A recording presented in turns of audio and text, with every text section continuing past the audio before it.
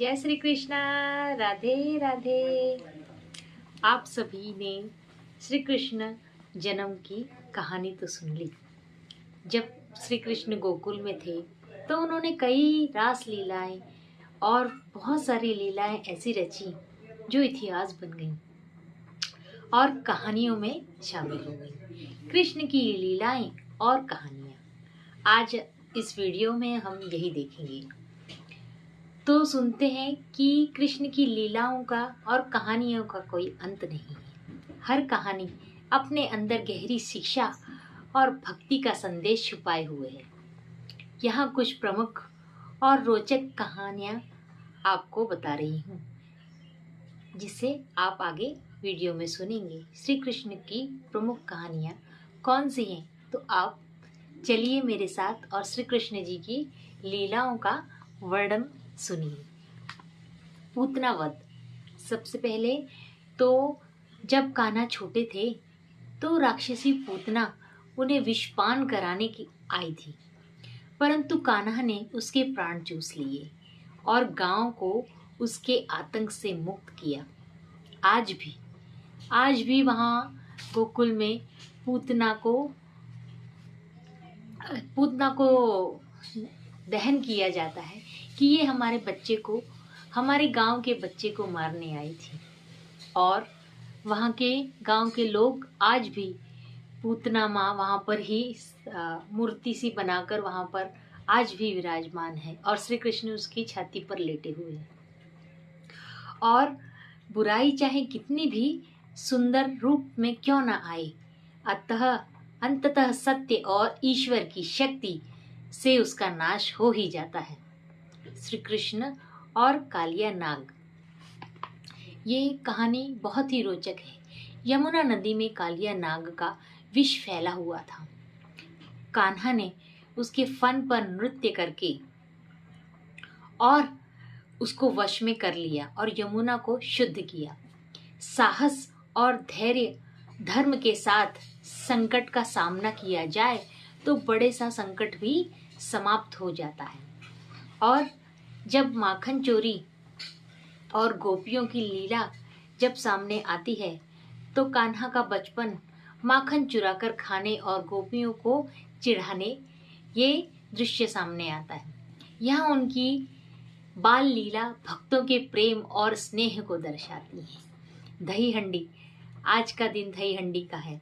जब आज के दिन लोग दही हंडी एक के ऊपर थर लगा लगा कर दही हंडी फोड़ते हैं, तो वही परंपरा आज भी शुरू है और आगे तक चलती रहेगी। आज तक लोग दही हंडी फोड़ी जाती है। आज तक लोग इकट्ठा होकर दही हंडी फोड़ने एकत्रित होते हैं और जोश उल्लास के साथ ये पर्व मनाया जाता है। उसको गोपाल काला ये नाम दिया गया है। दही हंडी ईश्वर और दही हंडी जब माखन चुराने के लिए श्री कृष्ण भगवान अपने सखा संबंधियों के साथ और अपने मित्रों के साथ में, सखाओं के साथ में एक के ऊपर एक दही या मक्खन चुरा के ऊपर जो हंडी रहती थी उसको फोड़कर अपने दोस्तों को, अपने सखाओं को खिलाते थे। और आज भी वही गोपाल काला के रूप में मनाया जाता है। ईश्वर अपने भक्तों के साथ खूब घुल मिलकर प्रेम बांटते हैं। गोवर्धन पर्वत उठाना। जब इंद्र ने गोकुल पर मूसलाधार बारिश बरसाई, तब कान्हा ने अपनी छोटी उंगली पर गोवर्धन पर्वत को उठाकर सबको बचाया। अहंकार चाहे देवताओं का ही क्यों न हो, भगवान उसे तोड़ते जरूर हैं और अपने भक्तों की रक्षा करते हैं। सुदामा चरित्र।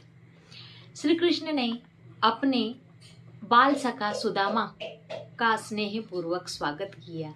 जब महल में सुदामा जी श्री कृष्ण जी से मिलने आए तो श्री कृष्ण जी दौड़े दौड़े उनसे मिलने के लिए गए और उनको बड़े प्रेम से और आदर से अपने महल में ले आए और अपने आंखों के आंसुओं से सुदामा जी के चरण को धोया। और फिर ये सब देख के रुक्मणी जी कहने लगी कि ये कौन से सखा है आपके जो आप इनके चरण धो रहे हैं। तो श्री कृष्ण जी ने मुस्कुराकर जवाब दिया, ये मेरे बचपन का सखा है, जिसको मैं बहुत ही प्रेम और स्नेह करता हूँ। और फिर श्री कृष्ण ने उनके लिए, सुदामा जी के लिए वैभव के द्वार खोल दिए, उन्हें द्वारिका दे दी। सच्ची मित्रता और भक्ति का मूल्य धन दौलत से कहीं अधिक है। जब रासलीला करने के लिए आए ब्रज की गोपियों के साथ कान्हा का रास आत्मा और परमात्मा के मिलन का प्रतीक है। आज भी कहते हैं कि वृंदावन में रासलीला होती है। रात को रोज जब शाम हो जाती है और फिर जब श्री कृष्ण भगवान गोपियों के साथ एक एक गोपी के साथ एक एक श्री कृष्ण रास करते हैं, और आज भी वही परंपरा जारी है। तो जब मन पूर्णतः ईश्वर से लीन हो जाता है तो वही सच्चा आनंद अपने अंदर भर जाता है। तो ये सब कहानियाँ श्री कृष्ण भगवान की आज भी सुनी जाती हैं और श्री कृष्ण के बड़े ही मन भावन दृश्य हमारी आंखों के सामने नजर आ जाते हैं। तो श्री कृष्ण बोलो भगवान की जय। और आप सभी को अगर मेरा ये छोटा सा प्रयास अगर अच्छा लगा हो, मेरा ये वीडियो अगर आपको अच्छा लगा हो, तो प्लीज़ मेरे चैनल को लाइक, शेयर और सब्सक्राइब कीजिए। हरे कृष्णा, हरि बोल।